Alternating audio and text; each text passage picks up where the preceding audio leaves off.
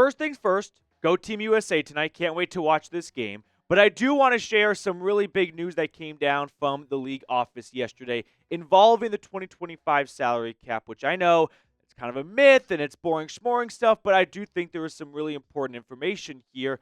And I think the Broncos actually benefit from this more so than other teams might. And I want to explain that on today's episode.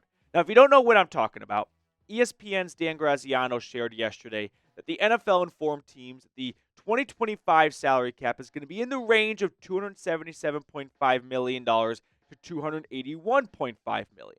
Now, initial projections for this year's salary cap were around $272. So we're looking at a $5 to up to $10 million increase from what teams were originally budgeting for. So before this news came out, the Broncos were going to be around $34.7 million in cap space. Now they're going to be around $41.7 million. But why is this good for Denver, right? Every team deals with the same salary cap. Every team got the same exact bump. So who cares, right? It's all even across the board. Well, I do believe that some teams can take better advantage of this, and I think the Broncos are one of those teams. Now, make sure to subscribe really quickly if you have not already. We're going to talk way more about this subject here, but if you are looking for a go-to Broncos channel for all of NFL free agency, we're so close to 33,000 subscribers. I just need 178 of you right now, to go down and click that sub button. So why does Denver benefit from this, right? All teams do. This is kind of like a non-story. I came across this tweet from Andrew Mason, who I think does a great job of covering the team. He's one of my favorite Broncos beat reporters.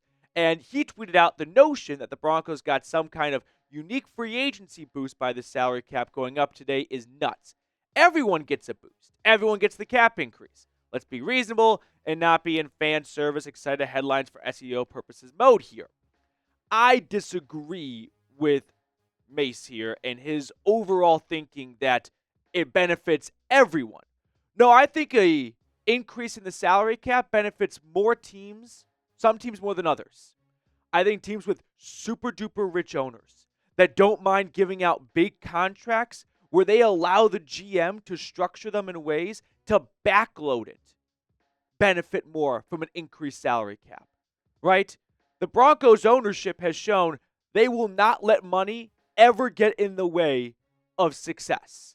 Now, this is not baseball, so they can't just buy all the good players. There's still a salary cap, but let me just remind you how rich Denver's owners are. They're richer than these guys combined, and they're all billionaires. They are in this is unimaginable money. I don't know what you call this type of money, but that's what the Broncos have here.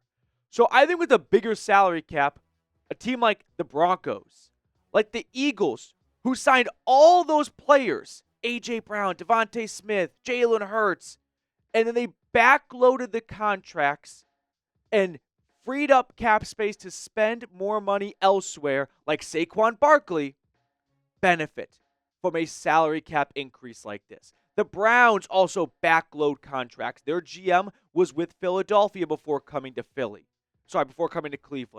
So I believe teams that are aggressive in spending, which we saw in the first free agency cycle under Walton-Penner, the Broncos did not hold back at all, and then aggressive in the way that they set up their contracts with the ability from ownership to go, hey, you can give out a bunch of guaranteed money if it means the player comes here. Now, that does not always mean you get a great player, right? You can't always just buy the wins. We've seen that plenty of times in baseball. But I do think we can agree that you'd rather have ownership that will greenlight the GM to do anything rather than kind of make the GM fight with one hand behind his back going, so we're not going to let you give out big guaranteed money. We're also not going to let you give out guaranteed money beyond the first or second year of the contract. You go back to the losers from this increased salary cap, and I think there are some teams who do not want the cap to exponentially increase, and now they are going to have a bigger spotlight put on them for not being big spenders. The Bengals are doing everything in their power right now, not to re-sign T. Higgins, but to make people think financially it's impossible. When it's not. The Eagles are paying Devontae Smith and A.J. Brown top 10 wide receiver money, along with Jalen Hurts making $51 million. Saquon Barkley is a top 5 highest paid running back, and I haven't said a thing about the offensive line, let alone the entire defense. How do the Eagles do it? They backload contracts. They put the salary cap towards the end, knowing the cap goes up. Why doesn't every team do this? When you put a player's salary cap towards the end, usually that's done by a restructure, which takes a player's base salary and you prorate it into signing bonuses over the remaining years of their deal. You need an owner who will sign a big check for a player on any given Wednesday in March. You know who won't do that? A team like the Bengals. A team like the Raiders, who don't have, well, I'm not saying these guys are poor, but like Al Davis, Mark Davis, the Davis family, their wealth is the Raiders, right? The Walton-Penner wealth is not the Broncos. That's like a toy to them. They have Walmart. They have a bazillion other entities as well. But teams that operate with a business of like mom and pop, our business is the team, they don't have the cash, truly the cash on hand, to give out large guaranteed contracts. And as the salary cap goes up, sure, every team can, not every team, let me back up. With the salary cap going up, everyone has a ceiling, but teams can work around that ceiling by backloading deals, giving out more guaranteed money. And those types of moves, I think, benefit rich ownership groups and aggressive GM spending. And the Broncos fall into that bucket. So that's why I disagree with Andrew Mason's idea of this is a non-story. It's equal across the board. It appears equal until you look at how teams spend. Like how the Cowboys, they don't spend dick in free agency. You think they want the other teams to have more money to spend in free agency when they try to spend as little as possible every single March? No, they would like the salary cap to be lower. That way there's not this glaring difference in what teams are spending on the open market. NFL teams have to spend a minimum, and teams usually do that by extending their own players. But no one likes an ownership group that when free agency rolls around and there's holes that need to be filled, they go, sorry, roll with your cheap draft picks. Don't go out and sign anyone. We're not giving out big guaranteed contracts. The Walton-Penner Group, I don't think they care what George and Sean Payton do. As long as it means wins, there's no amount of money that's too big for them to say no to a signing or a project or anything like that. Now, if you are excited about the future of this team, because it really does feel like, I don't say a new franchise or anything, but man, how quickly things have changed from not even like 10 years ago, but just 3 or 4 years ago. When I started this channel, I was talking about Vic Fangio, right? And now we got a whole new ownership group, Sean Payton, Super Bowl winning head coach, and a franchise QB in Bo Nix. This franchise is going in the right direction, and I think with the rich ownership group greenlighting any and all spending, a bigger salary cap is great news for the Broncos. Also, quick plug to our friends over at Fanatics for having this awesome Bo Nix jersey. If you want to get some Broncos gear in your wardrobe as spring rolls around soon, go to chatsports.com/Nix shirt. I put the link for that in the comments and description of today's video. They got a bunch of awesome items on sale, so take a look, but make sure you use our link. That way you support us here at the Broncos Breakdown. So, staying on the same vein of the NFL salary cap, why does it continue to rise? Streaming is going to bring in a whole new well of revenue that's been untapped by the league. And I think the salary cap is about to truly explode. Last year, the NFL sold 2 games to Netflix for $150 million. And it was a win-win for both parties. Netflix got a ton of views. I'm sure they got more subscriptions. I know they already want to do it again because they have expressed an interest, reportedly, in getting involved on Sunday games. So Netflix loved this side of the transaction. The NFL and the owners loved it. They got $150 million for 2 games. Just 2. You better believe that all these businessmen running the NFL are looking at that going, we need to do this more than just 2 games of the year.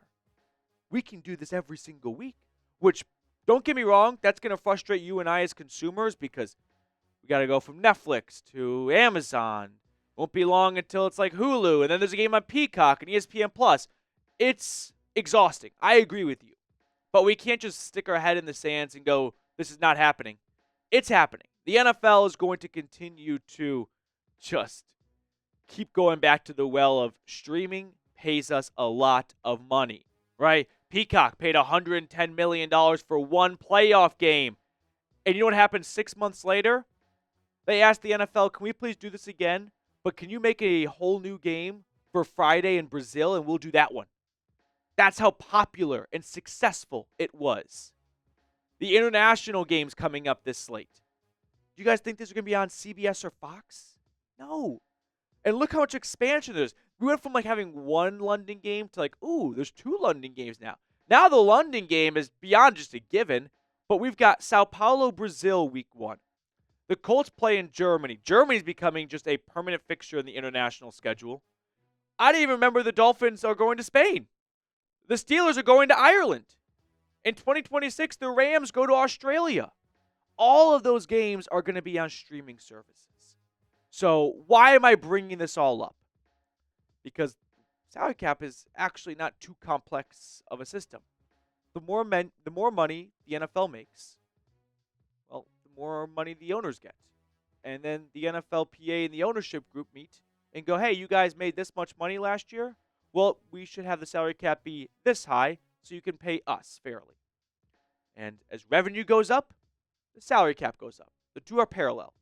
So with more streaming opportunities, more revenue, higher salary cap, better news for teams who like to be aggressive in spending. Not like the Bengals who, up until Joe Burrow, wouldn't even put guaranteed money in year 2 of a player's contract.